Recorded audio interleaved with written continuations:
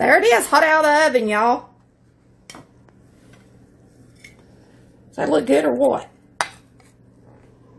Somebody wanted me to make a chess pie. And she said her mama used to make them and she was young. Her mama's passed away.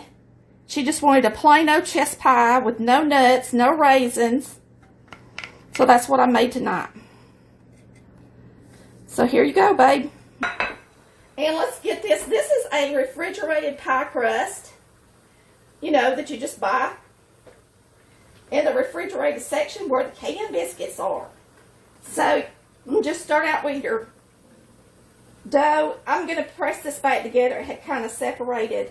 You're going to want to try to center it in your plate. But make sure it gets all the way to the bottom of the plate. Okay?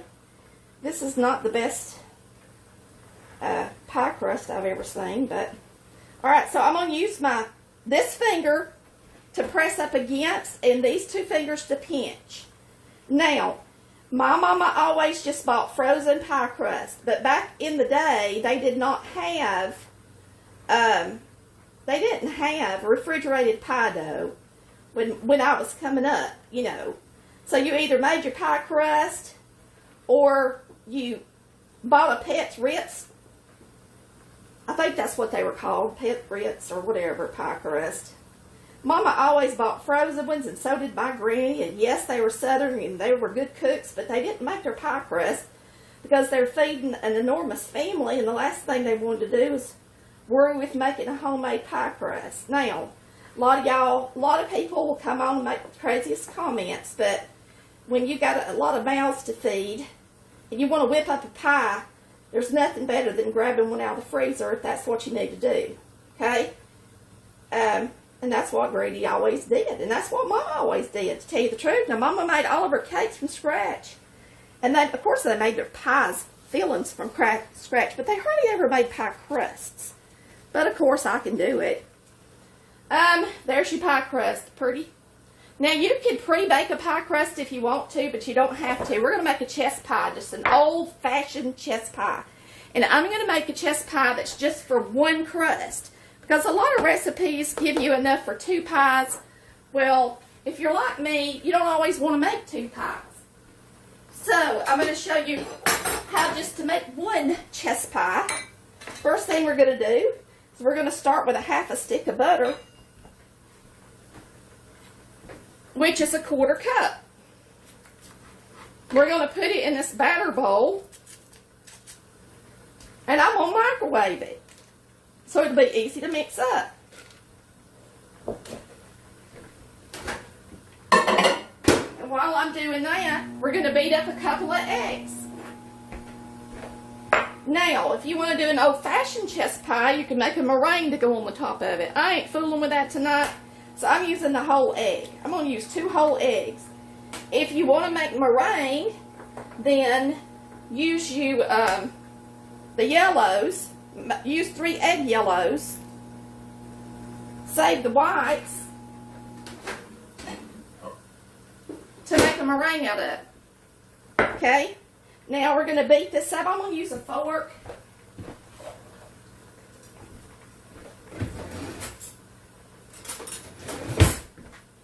And beat up these eggs. And I'm not going to add these in there to that hot butter, excuse me, because I do not want to scramble my eggs.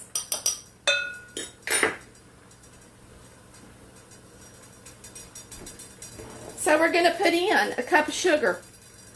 Really be better if it was about, I'm going to put in,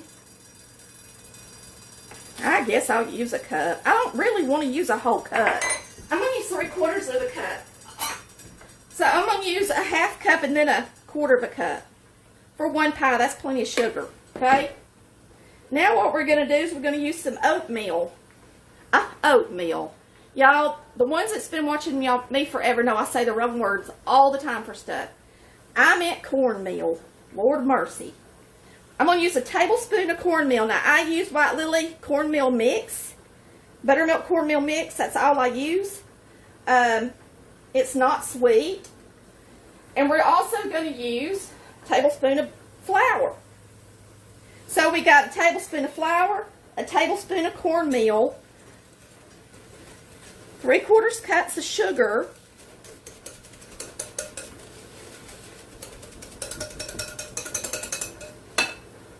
we're going to add the eggs. That's 2 eggs.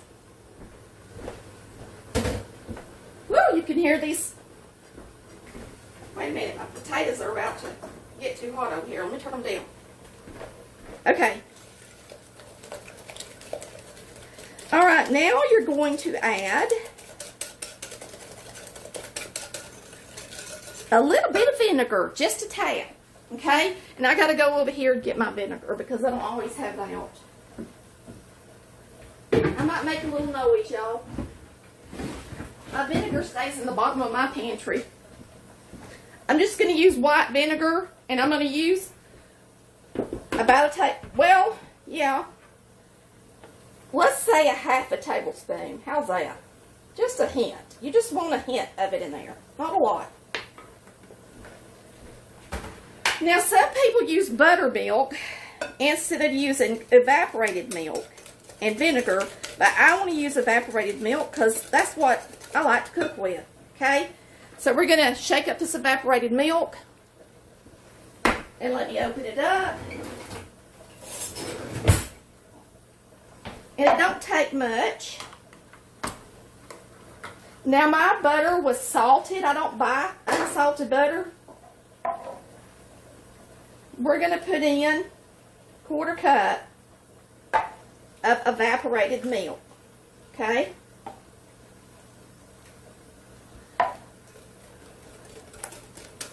You know what? I just don't know that this is going to be enough mix for this 9-inch pie crust. We're going to add a little more. That's how I cook. So let's just say 2/3 of a cup. How's that? No, a 1/2 cup. 1/2 cup. 1/2 cup of evaporated milk. Just for fun. We'll use 2 tablespoons of cornmeal since it's a chess pie. And remember, that's cornmeal mix. It's all my mama ever used. Now I'm trying to decide if I want to add a 3rd egg, but I don't think I'm going to.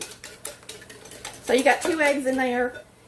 And I'm trying to think, what else? Vanilla. Let's put a little vanilla in it. Now some people put nuts and they put raisins in it, but we're not going to.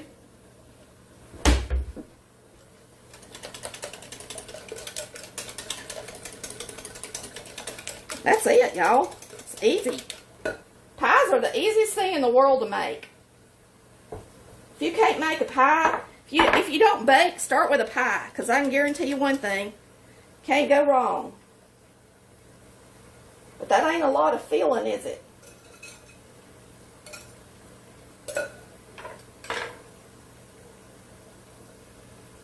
But that's what I'm going to make it. Now, if you want it to be a lot more filling, then just double that recipe. How's that? We're going to throw this in the oven and bake this. I'm going to bake this at 375. Wait, turkey. I'm on mine at making a mess.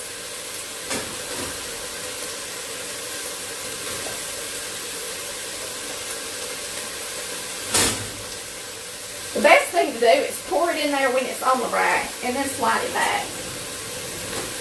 Alright, so we're going to bake it. I just need to make sure it's not too jiggly. If it's jiggly, we're going to leave it in there. It should probably still be a little jiggly. It's not jiggly. It's done. See, it's not got a jiggle in the middle, so it's ready. No jiggle. Tonight. Alright. Chess pie, y'all. You can make chess tarts and they're delicious too. You can put a little bit of lemon juice in them too if you want to, but now I didn't with this one. And you can put little spices in them if you want to, but now chess pies usually don't have spice. Not the kind we eat down here. Somebody wanted me to make a chess pie And she said her mama used to make them and she was young. Her mama's passed away. She just wanted a plain old chess pie with no nuts, no raisins. So that's what I made tonight. So here you go, babe. Made it for you. And then here's the chess pie we made. Fresh out of the oven. Hot. Is that good? Yes. Delish! Yep. I'm gonna have to give me a bigger piece of that. All right, y'all. Here's the old cook. I'm glad you joined us tonight. Thanks for watching Color Valley Cooks, where we cook like Mama did. We love you and appreciate you viewing.